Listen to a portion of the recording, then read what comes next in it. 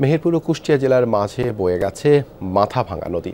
এই নদীর উপর সেতু নির্মাণ হলেও এক পাশের সংযোগ সড়কই নেই, ফলে ভোগান্তিতে দুপাশের 10-15 গ্রামের বাসিন্দারা।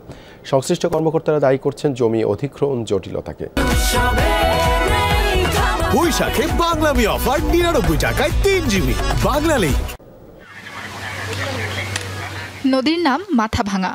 একপাশে কুষ্টিয়ার দৌলতপুর, অপর প্রান্তে মেহেরপুরের গাংনী উপজেলা। দুই জেলার সংযোগ স্থাপন করেছে এই সেতু।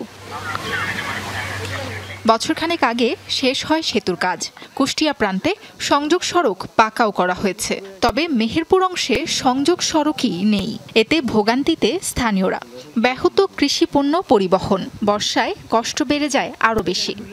গাড়ি তো ওঠেই না, তারপরে যখন বৃষ্টি টিষ্টি হয় নামার খুব সমস্যা, তারপরে মানুষ উঠতে পারে না। আমরা চাষি মানুষ, রাস্তায় ভ্যানটার নিয়ে হয়তো ব্রিজে উঠতে গেলে সমস্যা, হয়তো কেউ অ্যাক্সিডেন্ট করছে।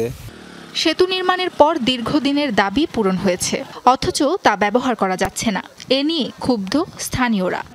মানুষের যে যেমন এইটুকু রাস্তা ভ্যান ঠেলে তুলতে হলে বহু কষ্ট, 4-5 জনকে ধরে তুললে তেবে তোলা হয় জমিটা। রাস্তাটা যেতে হয়ে যায়, সুবিধা হয় মানুষের, সবারই সুবিধা হয়ে যায়। রাস্তা সাইডে নিয়ে উঠতে তো অসুবিধা হয়েছি। এলজিইডি বলছে জমি অধিগ্রহণ জটিলতায় থমকে আছে সংযোগ সড়কের কাজ। চেষ্টা চলছে সমস্যা নিরসনের।